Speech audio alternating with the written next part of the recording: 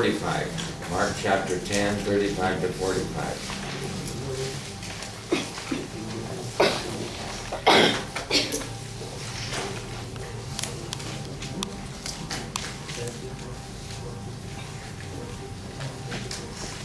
Mark 10, 35 to 45.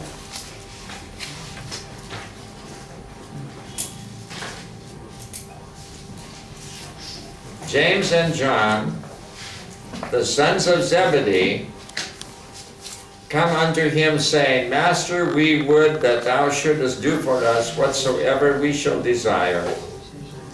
And he said unto them, What would ye that I should do for you? And they said unto him, Grant unto us that we may sit one on thy right hand, and the other on thy left hand in thy glory. And Jesus said unto them, Ye know not what ye ask. Can ye drink of the cup that I drink of, and be baptized with the baptism that I am baptized with? And they said unto him, We can. And Jesus said unto them, Ye shall indeed drink of the cup that I drink of, and with the baptism that I am baptized withal shall ye be baptized. But to sit on my right hand and on my left hand is not mine to give, but it shall be given to them for whom it is prepared. Now here were some disciples who were interested in having the high place. They wanted a high place. And too often that is in our heart. Maybe not to sit beside him in the kingdom, but even in this earth, we'd like to have some prominence. You go into a church, and the people are sitting on the floor. Many, many places in India, people still sit on the floor and worship. With bellies on the floor, people love to sit on the floor and worship. But if a man comes in who has a little money, a businessman, I've seen them bring him right up to a chair near the podium, near the pulpit, and put that man down on the chair. Maybe he's a landlord, or he's a professor in the college. He's well known in the community. So when he comes in, they'll bring him right up and put him on a chair in the front. And of course, he feels very good because he's given a special place. But what the Bible is trying to teach us here, we should not be looking for that prominent place. We are supposed to have the spirit of a servant. And that spirit of a servant would say, I am willing to give my place to somebody else. I don't mind taking a lower place. I'll sit on the floor gladly if somebody else can be given a place on the chair. Not that man sitting there with all of his prestigious appearance. But sometimes it's nice just to take somebody who doesn't have much money or much place and give him a little recognition, appreciate them. So the spirit of a child of God should be the spirit of a servant. I would gladly honor my brother and give him a better place, and I will take a place that's less comfortable. That's what the Lord is talking about here. And to show what he was trying to teach, he used the greatest example that could ever be used when he washed the disciples' feet. Can you imagine Jesus taking a towel and washing the disciples' feet, when in that country at that time they would walk barefooted or with sandals? Their feet were always very dirty, dusty roads. Only the servants would wash the feet of others. But Jesus, who was their leader, washed the disciples' feet. And Peter said, "Oh Lord, you are not going to wash my feet." And Jesus said, "If I don't wash your feet, you have no part with me." See, Jesus was trying to teach us the spirit of humility. Have the spirit of a servant.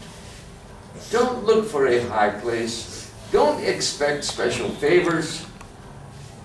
Rather than looking for something to benefit you, find something that you can do for someone else.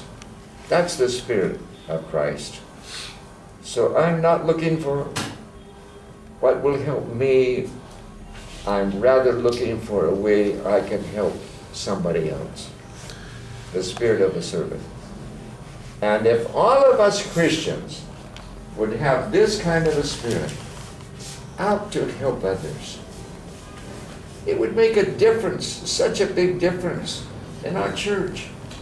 Sometimes we have troubles among Christians, and one reason we do is because too many times Christians are looking for what will benefit them rather than what they can do for others.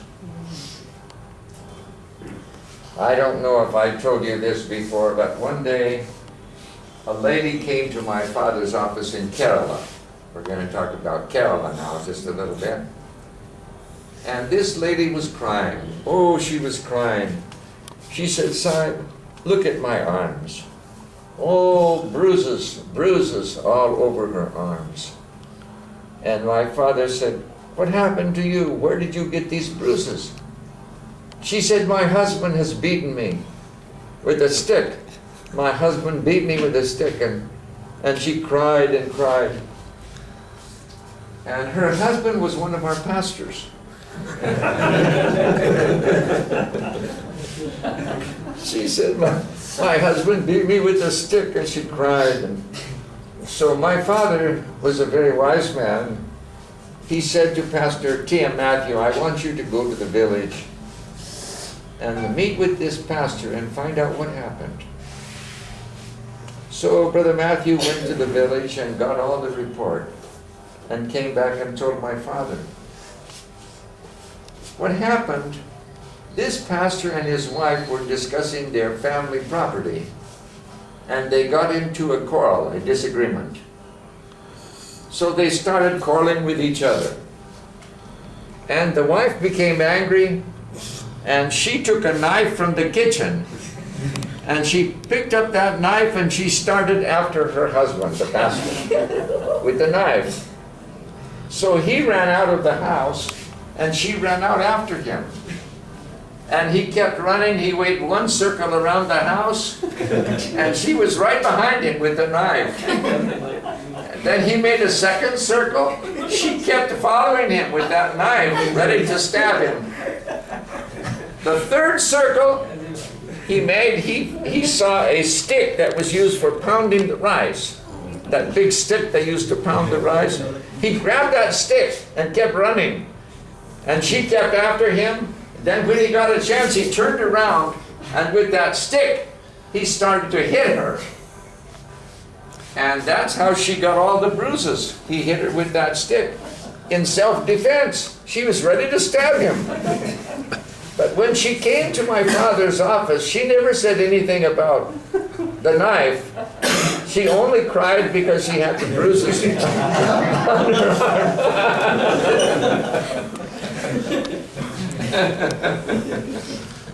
Probably the rest of us will stay single now.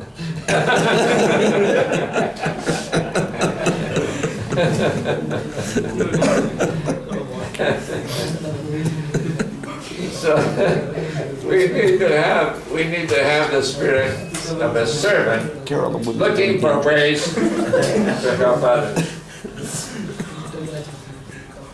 Matthew chapter 10, and let's look at Matthew chapter 20. Matthew 20 and verse 28.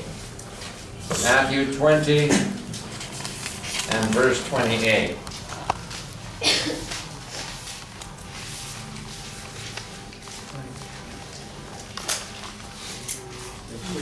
Even the Son of Man came not to be ministered unto, but to minister and to give his life a ransom for many. That's the spirit we should have. Even Jesus came not to be served, but to serve others. Not to be ministered unto, but to minister. And that's the kind of spirit we should have. Those of you from Kerala, you know well about the Ceylon Pentecostal Church, CPM. That's what everybody calls it there, the CPM. Now CPM. Yeah. What is it? Tamil Nadu also? Now TPM. CPM? TPM. The Pentecostal. Oh, okay. Many of those pastors